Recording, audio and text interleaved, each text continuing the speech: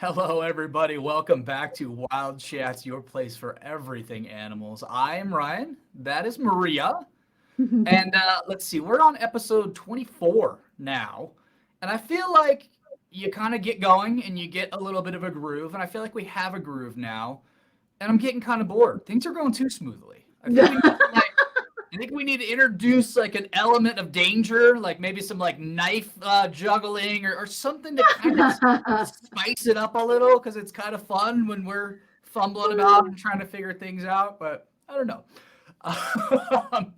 But on the danger front, we were talking about. Remember, we were talking. You brought up the sharks and the Okay. fish that clean their teeth, Yes, yes, yes.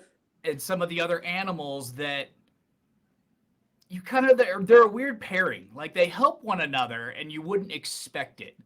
Um, hmm what's another example that you can think of animals that kind of coexist and or even help each other that you're like that seems a bit dangerous hanging out in the teeth of a shark if you're a tiny fish or So when you think of animal interaction, and by there is a word I'm trying to think of. It's a biological word where the animals interact. I can't think of the name of the word right now, but okay whatever. The point is that they interact with one another. Um, symbiotic what would relationship.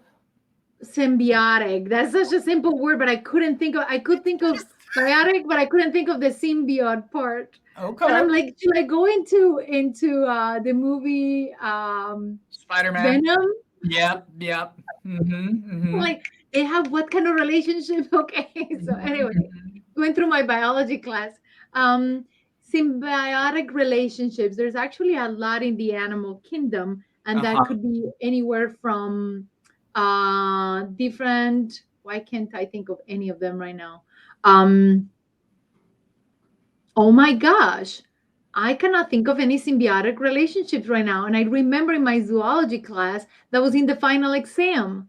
And it See, was the question was about a sea cucumber and in a fish. But the only reason why I remember so well is because I didn't think it was a symbiotic relationship because the fish was actually eating the sea cucumber and the sea gotcha. cucumbers reproduce. So I remember asking my teacher, like, is that really symbiotic?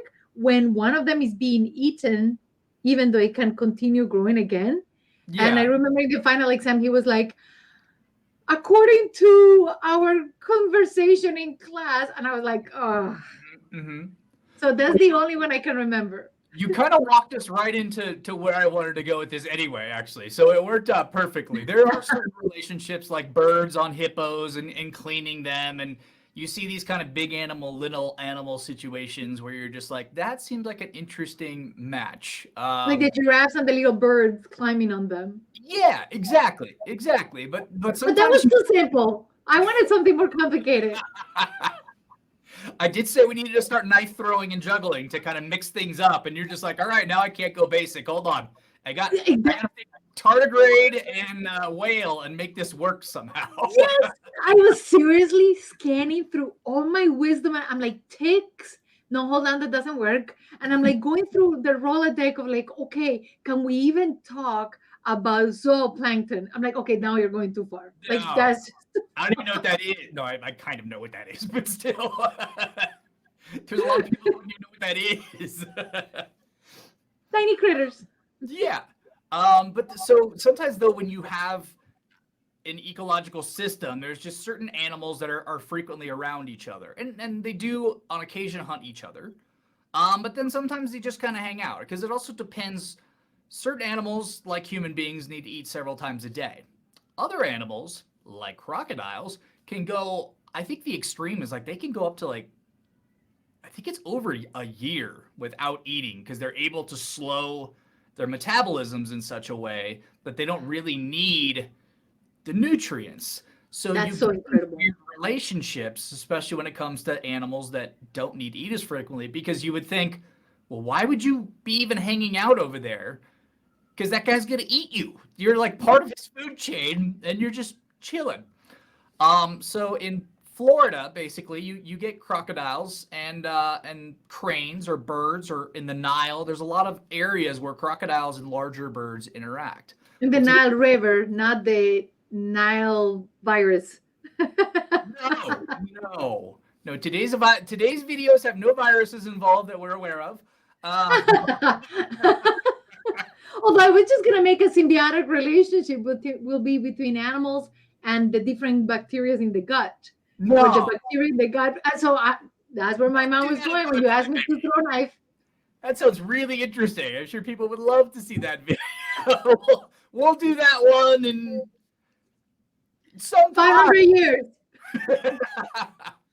But today's videos are all about kind of crocodiles and their friendly friends, birds, hanging out in ways that you're kind of like, what? Why? How?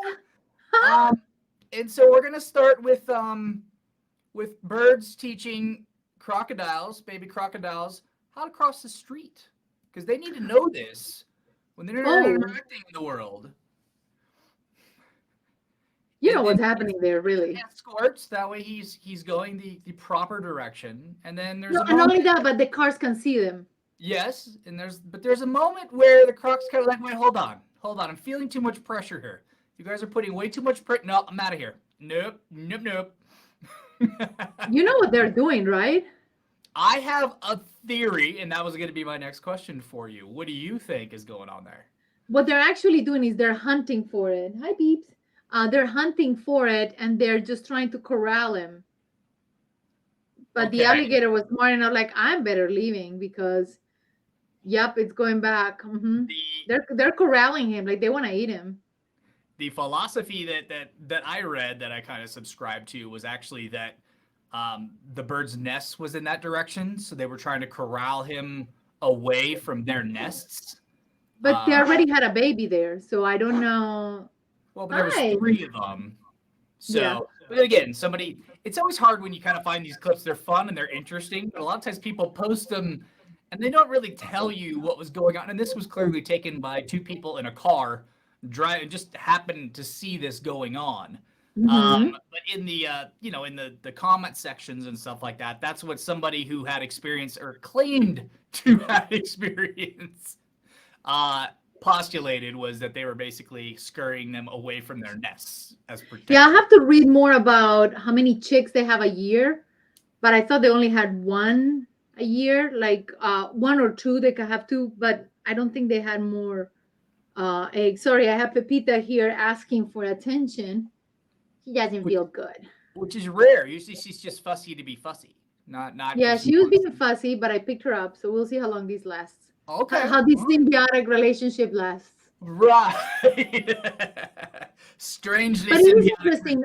Those birds, I told a story a couple of videos ago where Pepita started barking at one of them, and I honestly thought they were going to come and scare her away, and they didn't. They were like, oh, whatever, and then they kept doing their own thing. They don't seem to be over aggressive. Like if she would have done it to another bird, they could have reacted very, sternly. Yeah, but cranes they eat small fish and such. They don't, they got relatively small mouths. I know they can open them up a ways, but I can't imagine this kind of, that's the other reason why, like, eating it, I was like, I don't really know. Also, where's the mom? Because at what age do Crocs kind of go on their own? I thought they hung out with the mom for quite some time. Who knows? It could have been one of those, adventurous ones who just wanted to roam around, maybe cross the street, like the chicken. Gotcha. Why would the chicken cross the street? Okay. All right. Well that could be the next one. The crocodile. Why did the chicken cross the street? Or why did the chicken opt to run around in a group of crocodiles now? So we literally walked into the story. Just for the heck of it one day, just decided to walk around, and it's probably not the best place to be. But again, if everybody's eaten recently, like within the last month, he actually could be fine and just hang out. But you're kind of like, that's probably not the best place to be. Maybe that's their pet. They just don't eat pets. Because they're sunbathing, they're chilled, their mouths are open, they're chilled. But look at the other ones in the water. Like they're literally just eyeing that chicken with glee. But he found a nice little niche there. I think I think it's just kind of hanging out, having a good time. But what? It Why? really is. That's actually pretty adorable. Oh, I was thinking he was gonna walk on top. No, Oh no! Oh no! Oh no! Well, there goes the chilled. Dang, that was brutal. And Look at him. He's the biggest one of all. He was fast. everything was so calm too. You're just like, okay, it's fine. Like you don't Totally need. fine. So okay, hold on. Can you play the video again? I Like where can't. you're at right now? You So want to see it again? no, I was just trying to figure it out. What was going on? Yeah.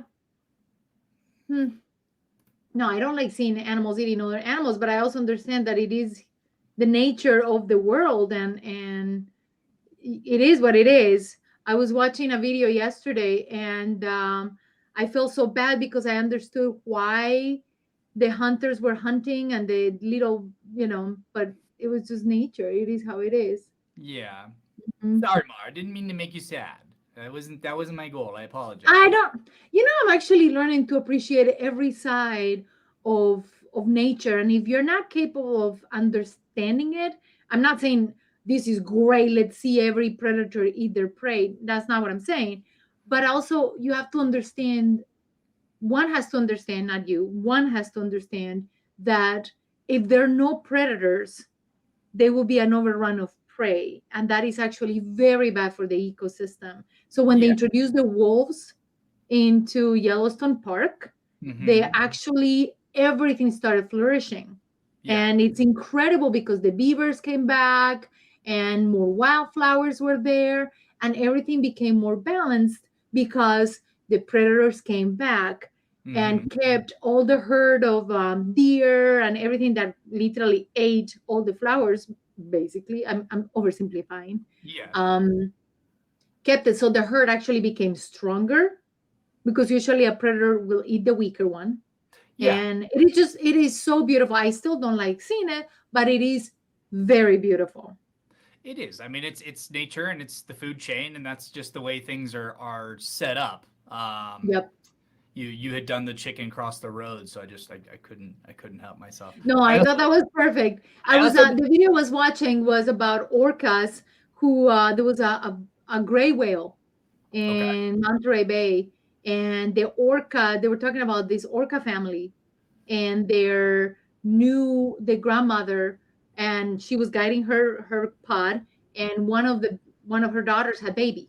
Okay. So they needed to feed that baby, and they need to eat every couple, every so often. Mhm. And there was this gray whale mom with her calf, and it was heartbreaking, Mm.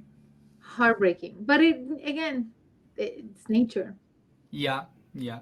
This is like Sorry to bring everybody down, peeps. She's also this down is with that. existential Because we are problem not that Maria ears. has. We've talked about it in past episodes. She has a really hard time on who to root for in situations like this. Yeah, I do. I really do. But I've been watching a lot more animal videos to really appreciate it, every angle of it. Mm-hmm. So, Well, sometimes they get together, and sometimes the animals do, like the crocs have eaten. Actually, in that last video, if you notice, there was a guy with a camera, so that was a zoo, and I think that that's actually a normal feeding for the zoo. I think that that's what they feed the crocodiles in order to still have that hunting instinct and stuff like that. You don't make them so dependent on just throwing them that's a fish, very good point. And whatever it whomever is. is really hungry will eat it.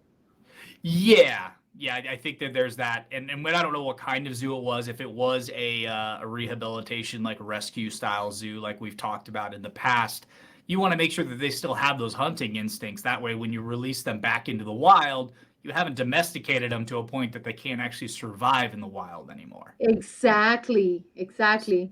So, as much as sometimes we don't like to see it, that hopefully, well, possibly, and hopefully is probably the way that went down. I went to a rescue in Florida, and they were talking about how they will take the alligators from the farms, the alligator farms, and they Mhm. will take the runs, because there was not much they could do with the runs, and they overfeed them so fast that the runs get too far behind. It was something Yeah, very, no, that very makes sense. interesting.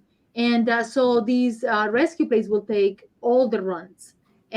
and try to, some of them became so small. They were Yeah. so small that they couldn't be released back, but they became perfect place.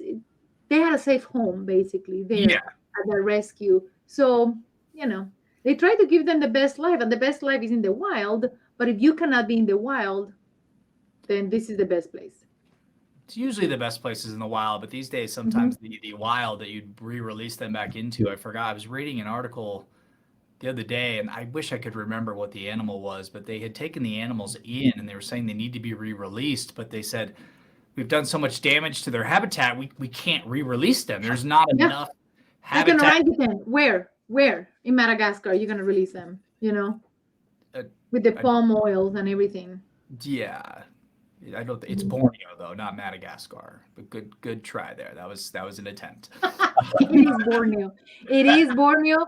Thank you. I got mixed with the with Julian, King Julian. Yeah, Madagascar's off of India, right? I always get those mixed up. Like there's Sri Lanka and Madagascar, and I always get those two mixed up. But one's off India and one's right off Africa, and I always get I the thought two. Madagascar was of Africa. Okay, it could be. Like I said, I always get those two mixed up. Name-wise, it would make more sense that Sri Lanka is off of India. Right now, yes, anybody that knows geography, I do sound like a complete and total idiot. But I can't know everything about everything. But um, when you think of the animal variations there, you will think there will be more. Like that's interesting because when you think of an island off Africa, will be completely different than an island of Oceania because of how, you know, well, but the are point there. that I actually wanted to get to, though, was the one I'm thinking of got so deforested. There's hardly any animals that can survive there anymore because they literally just cut down everything. And I'm pretty sure it's the one off of India.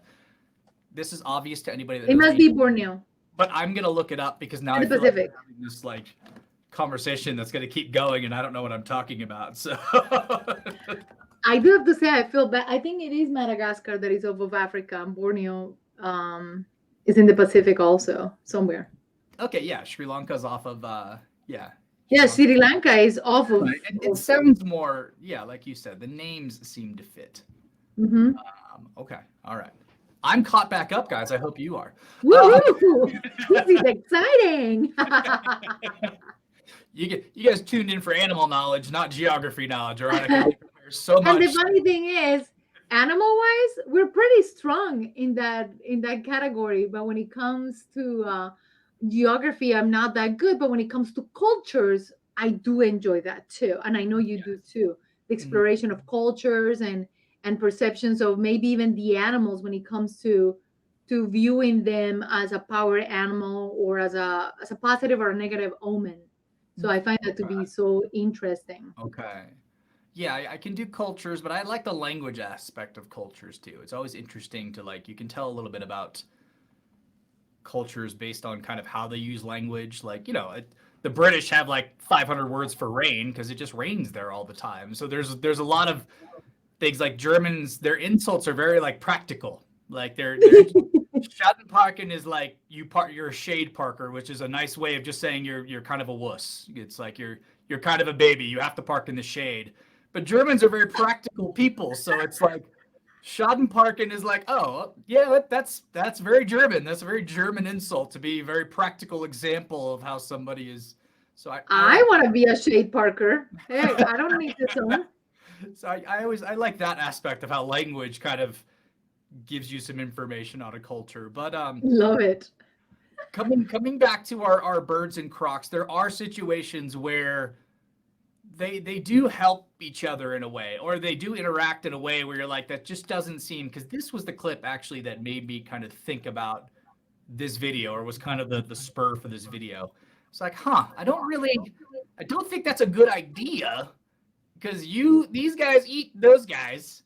And Maria, you'll want to close your eyes in about 10 seconds here. No, I'm just kidding. The video's already over. You're fine. This one's safe. This one's safe. Ah, I was like, boy, those alligators are very motivated. But there are a lot of them, a lot of cranes there. Yep. But they're in the same environment, and alligators and crocodiles don't eat that frequently. So it probably doesn't feel like an unsafe place to be. And this isn't a rare occasion because as I was poking around, I found another one.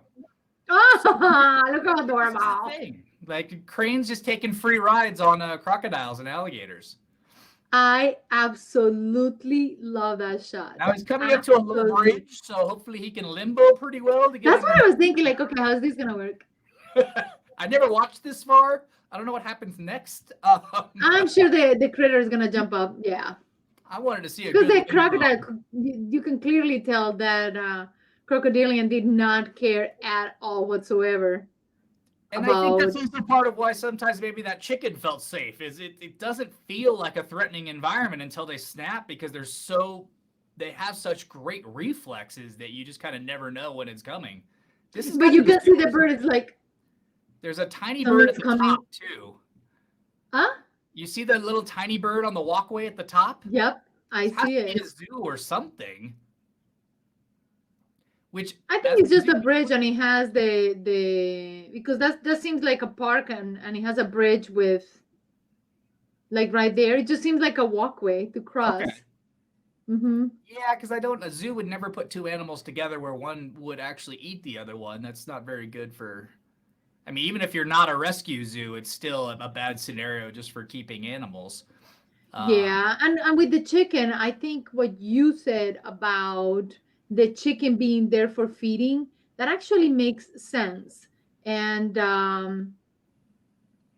unless they had a yard or something and the chicken just kind of waltz into it, but it seemed almost like the chicken was like, where am I? Like, this is just, what am I doing here? What's going on? Not even aware of the danger, which I will assume, although people think chickens are not that smart, I will assume that if the chicken had seen or been there for a long time, will know how to behave or react towards the crocodiles. But it clearly looked like it had no idea what was going on.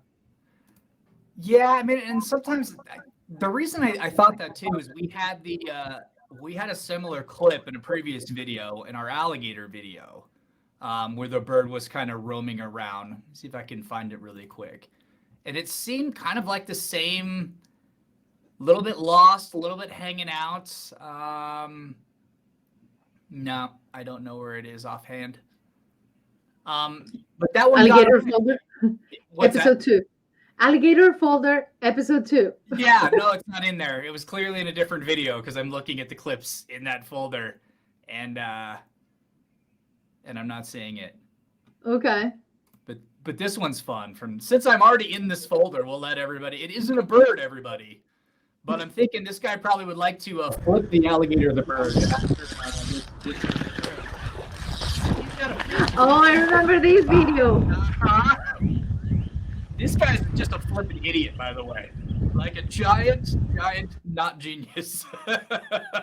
Yeah. Well, they don't know yet. They don't know yet unless they have seen the past episode. But you can see him popping up there, his head to the right-hand side of the screen a little bit. My gosh. You better run. He want to fish, and the guy did the work for him. Look how fast. And that critter is moving fast. Like that. Look at it. Oh, my gosh. Hello. Get out of the way. I love how he's pointing the fishing rod at him like he's going to hit him with it and it'll make a difference or something. I don't. Yeah. Like, what do you think? And you think that guy is not going to take you down? Hello. I think he's thinking, well, this is a narrow path and I'm supposed to run in a zigzag and I can't, so I'm just going to not run. I'll just stay here. We debunked the zigzag thing, but clearly this guy has no clue. We are joking. This is a running joke on the show, guys. If you are ever chased by a crocodile or an alligator, you do not run a zigzag because he just has to cover half the distance you have to cover. Because he's going to run straight at you until the last moment where he needs to grab you. Then he'll turn his head one way or another. That is a exactly. And the guy goes looking for him. Like, seriously? Yeah. How? The gator's barely turned around. I don't know what he's going back for. Or what he's, I don't know what the goal is. It could be a female. That could be a female guarding nest. They're very good mothers. They're very good mothers. Yeah. But then if the audio is on, he actually kind of like, he says something to him and I'm just like, oh yeah, you're tough now. He's back in the water and you're still an idiot. But Exactly. Yeah, dude, like bye-bye. Like you're a horrible human. But again, I think also those type of encounters are exciting in a way. I mean, I'm not saying let's go and get into those kinds of encounters, but when they happen, I mean, that's kind of adrenaline rush for sure. Yeah, That's pretty I don't know cool. what he was, because he goes back and then he's like, well, this is the end of my day. And I'm like, well, why did you walk back towards the danger? And then I don't know, that one always confused me. Maybe to see if he needed to keep running or crawling or After he lost a leg crawling. exactly. Oops, donation for sure. Uh-huh. It's interesting because most people don't realize this, but part of it's interesting when you see a bird riding a croc because they're actually more closely related to birds than they are any other reptile that currently exists. Like if you go back into their genetics and stuff, crocodiles are actually more closely related to birds than they are related to, say, an iguana or some other reptile species. I learned yesterday as I was watching a video, an episode of it's about a zoo and how they rehabilitate animals. And in one of the episodes, they were talking about manatees. They're more closely related to an elephant Yeah. than a cow. People call them sea cows, but they're nothing to do with sea cows. They're Mhm. more closely genetically related to an elephant, and I couldn't believe it. Like to me, that was very shocking. Do you know what their actual closest relative is, though? You? Okay, I put on a few pounds because I've been working hard, but that's just not. Stop calling me a walrus. Thank you. I file my teeth. Come on. We've talked about this probably at least 3 different times in our videos. We love coming back to it. It's one of our favorite connections. Think Christopher Columbus. Mermaids, Maria. Mermaids are their closest relative. And yes, Of course, because they do exist according to Christopher Columbus. We've told the story 2 previous times, but if you haven't seen those episodes. Christopher Columbus. So it's kind of widely known that manatees, well, there's 2 philosophies. That mermaids are manatees, and a lot of people saw them when they came from Europe over to the United States and in Central America and stuff. And they didn't know what these animals were, and they had already heard the myths of mermaids. Christopher Columbus came across one that was like drenched in seaweed, and he commented how ugly the mermaids were, thinking that it was a mermaid and the seaweed kelp was her hair, when in reality it was just a manatee covered in kelp and seaweed. The other philosophy is that it's a beluga whale. We showed the photo in the community post from another video we were talking about, but beluga whales' bone structure is in their tail. They can actually bend, and it looks like knees. Like if you see it from below, it looks like knees. We'll post the photo again if you didn't see it. Actually, the community post I have is a video that I took. Oh, so, okay. It's a quick little video that I took at the Atlanta aquarium. So that's the one that I'm sharing in the post. It's a couple of episodes ago, so you guys can find it. But that's the philosophy of that one.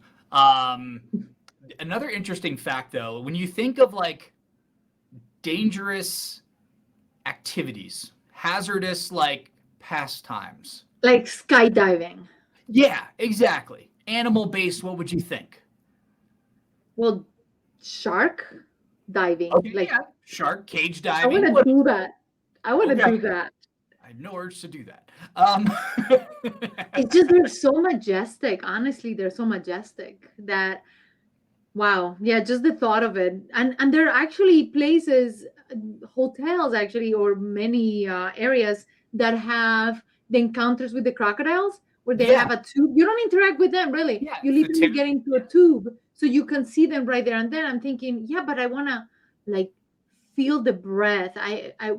Of course. Sharks do not breathe. Like you're not gonna feel the snout like when you're in front of a bull and you can just feel the snout. Of course not. But just to see the gills moving. Oof. Yeah. We'll do that. We'll post that photo because some people haven't seen that, and we can write the name of the place that does it. But it is a tourist attraction where the one where you tube into. Yeah, and then you can see the crocs are like swimming around you, but you're protected by this plexiglass cylinder. Okay, I have to find where that is. Yeah, I mean, we'll post it. I think some people, I'm sure you've seen it. It's a pretty popular thumbnail on YouTube and stuff like that. So what else? We've got shark cage diving, And The crocodile encounters. Diving in general, in my opinion, could always be okay. dangerous. All right. And I'm going with that because we're talking about water and crocodiles. But what else Okay. would be? Even skydiving could be dangerous if you like when we went paragliding. The guy was telling me that you have to follow the vultures where the thermals are, Yeah, because they know and the currents. there was a problem with the currents, and my niece, who's very petite, and the guy, they couldn't get up, they couldn't catch the thermal to go up. Yeah, So enough they were draft. like, well, we may have to end up landing in a city somewhere else. Mm-hmm. And she's like, oh, this is gonna be a problem. Okay. All right. Anything else you could think of, like Safaris, like an open safaris? cage safaris. Oof, Yep. I would love Yep. that. Like I was watching a video yesterday. I love animal videos. So it's not because we do this show that I will actually watch Mm-hmm. animal videos, but this guy, of course, they're park rangers. So it's completely different because park rangers and lions and cheetahs, they already know each other. And whether they interact or not, they're at least aware of each other's existence. Yeah. So this guy was sitting right there on the back of the jeep, on the back of the jeep, Yes. Yes. and the lionesses are just walking by, and somebody is also filming. I'm thinking, the guy who's filming is actually the one who is the most jeopardized Mm-hmm. because he literally is on the path of the lionesses as Yeah. they are moving towards hunting. Anyway, you want me to keep coming up with stuff? No. That's fine. I was curious what you come up with. There's no way you were ever going to come up with this one. That was the fun part. I wanted you to point out the obvious ones, and then I can point out this one. That's I just am telling you the stuff that I will love to do. Like yes. the stuff I mentioned is the reason why I mentioned is because to me that would be a Oh, dream come true. I agree. I'm not a big shark person. Jaws messed me up as a kid. I would boogie board and surf, and that was still one of my concerns because I can't see what's below me. I've said this several times. Southern California, the water's not clear. I've stepped on a shark that was in the sand. I just don't. I have this thing about not being able to see what's under me when I'm in the water. I'll still do it. I love it. I mean, I'm not going to not go surfing or boogie boarding, but I'm just not. I'm just not a fan of sharks in general. That's not a thing. But the safari would be awesome. But the British, there was a journal that basically classified. Wait for it. Bird watching as a hazardous activity. Let me swallow that because I almost spilled it. Are you serious? Bird watching. And we're not talking like, hey, you just happen to be hanging out with some vultures playing dead or something. They mean like actual, like watching teeny tiny birds, like identifying species and such. You want to take a guess why? I will think that it actually has to do with the nesting. So if they're nesting, if it's an eagle, a hawk, any of the raptors, if you get too close to the nest, they will attack you. Okay, that I I'm going agree with with. that. Now think tiny birds. If it was all tiny birds, how or why would you classify bird The poop is watching toxic. as a hazardous activity? So it could be because of leftovers, droppings. Okay. I'm going with one. Hold on, people. I can think of this. I can. They're not gonna poke your eyes like you know about crows that will actually go and grab the baby cattle's eyes. Why will it be hazardous? I honestly am perplexed. Okay. Think more in line with when you're bird watching, you've got your eyes glued to binoculars, looking up. Yes. And you have no idea what's around you. There was a bird watcher that was paying so much attention to the birds who actually got eaten by a crocodile. Basically, like stepped on him, kicked him, fell over him, and just became lunch because he had no concept of what was around him because he was so glued to his binoculars and looking up that he. I can actually see that, but just one incident doesn't make it. To me, it's like, okay, so city planning tries to block everything so people don't fall, don't hurt themselves. Half of the time I'm thinking, I understand, but people also need to pay attention. There are more accidents, people playing with their phones and falling off. Like I was watching a video several years ago, I couldn't even finish it. This woman was playing with her phone and she entered a garage, but it was one of those Japanese garages that are actively moving. Okay. Like you enter and the car moves and Yeah, it's cars on an move. elevator system because the land is The so. woman actually, I couldn't even finish the video because it was so horrendous. Because the woman got in and the car came out and then she fell into another car and the cars keep moving. I still want to do that one day because you can walk up to these vending machines, put in your credit card, and like rent a Lamborghini or a Ferrari or some of these really exotic cars. They have a company that's their business model, and I think it's in the Middle East. If you guys know, go ahead and write it in the comments below. But you can basically you just walk up. It's all exotic vehicles. You put in your credit card, and you basically rent it for the day. And it's exactly that. It comes around on an elevator lift, and then that car comes to the bottom with the keys, and you sign whatever you have to sign electronically, and you drive off. I think people actually are starting to do that with buying cars. Like it becomes like, okay, this is more or less what I need. Okay, these are the 5 choices. Which one do you want? Done. Yeah. I mean, how great of a Which life. takes away the fun of financing, and it takes away the fun of bartering, and it takes away the fun of Yeah.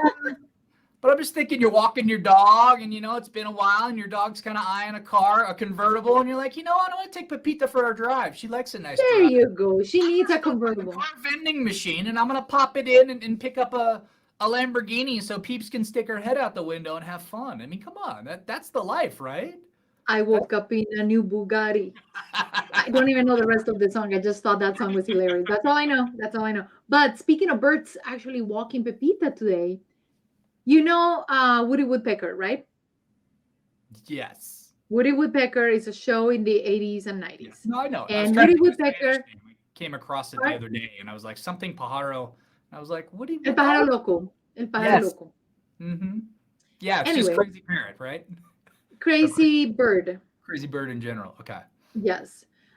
So Woody Woodpecker, as the name indicates, it's a woodpecker. And the sound it made, as I was walking today, I see they're not pileated. They were smaller than pileated. Pileated are the completely black, literally like Woody Woodpecker. Okay. They were about the size of a crow or larger. So about the length of Pepita. So imagine the wingspan. Yeah. Just the parent flew, and there's a nest around. So you see the mom and the dad, and every once in a while. So we should be seeing babies. Maybe the babies already grew. Anyway, the point is they made the exact noise. Of course, they cartoonize it and somebody does it, but it was the same. And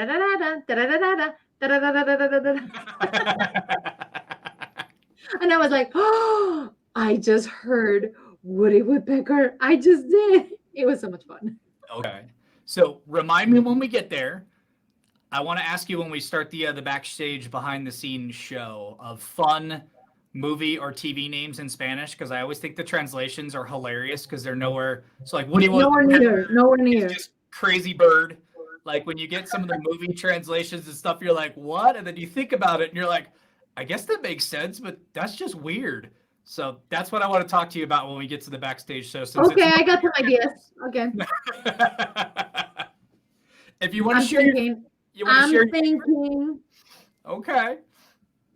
But yeah, I don't want to get into that now. We're gonna try to stay on the animal track, and we'll save the other random fun post-show topics for the backstage episode. So this one's just fun. This is a little bit of an adorable throw-in. It couldn't be a big cat because it's just not the same topic that we're doing. But I'm starting to enjoy just throwing in a video for you that I know that you'll enjoy, even if it's not like exactly on topic. So we just I saw this one and I thought of you. I was like, Marie's gonna enjoy that.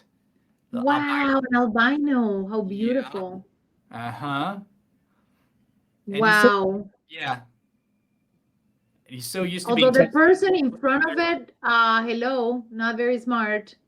No, this is actually part of it's a rescue or a zoo or something, because I found another clip where it's an animal encounter, for sure, an animal encounter.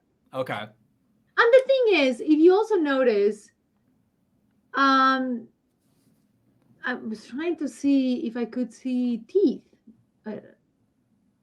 This is I think is an alligator, it's not a crocodile.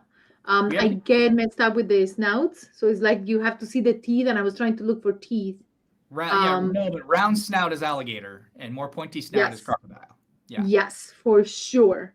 And the interesting thing about these animals is that people think that the larger, like a croc, should be more aggressive, and it's not. The alligators are way more aggressive, Mm-hmm. and even more aggressive, they're smaller subspecies, like caimans. Yeah.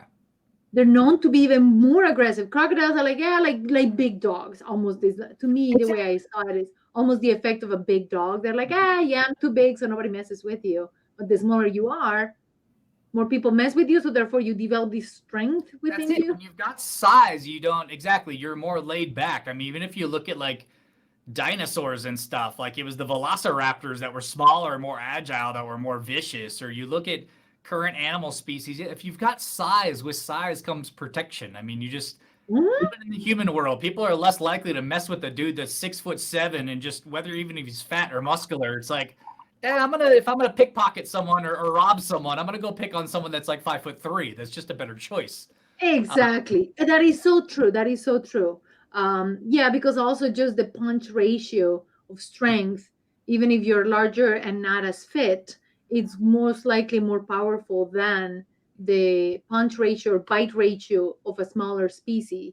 And the Yeah. punch, of course, will be the Unless human. the smaller individual in this fight's nickname, their UFC nickname is like the Mantis Shrimp, then you really I was just about to say something about the mantis shrimp, and I'm like, well, unless you are a mantis shrimp, and a lot of fishermen have gotten, by mistake, have gotten one and have had broken stuff.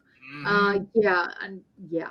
If you guys didn't watch the past episode, the mantis shrimp has the fastest punch and is the strongest animal for like mass ratio to size of any animal. And we were showing a clip where basically the man. All right, I'm gonna find it now because not everybody probably has seen the episode, but it was what was it? The strongest animals, Maria?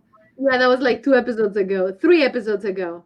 Okay, that's why it's fresh in my mind. Let's see. Yes, it was just, No, it was when 19. you think of animals, it's just It was so 19. fascinating. You found it?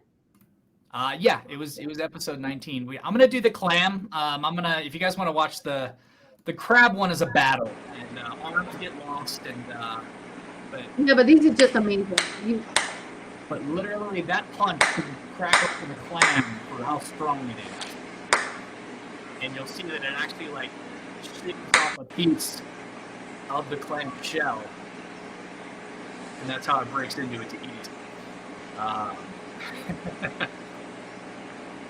That is so fascinating. That is so fascinating when you think of animals. And to me, every animal who exists right now has a superpower. Like, in order to be able to exist and evolve, I mean, there's some animals that evolve from, like, they make a joke about, like, you have this gigantic dinosaur and it turns into a chicken, or some very fancy animal turns into a raccoon. And then you have also, can't remember the name of the big animal that turned into a raccoon, but also even the big sloths, the ground sloths that were the size of cars. Yeah. And they turn into tiny animals. We talked about them being the reason avocados still exists because they were eating them and passing the seeds around. If you guys don't realize it, avocados are almost as ancient as crocodiles and alligators.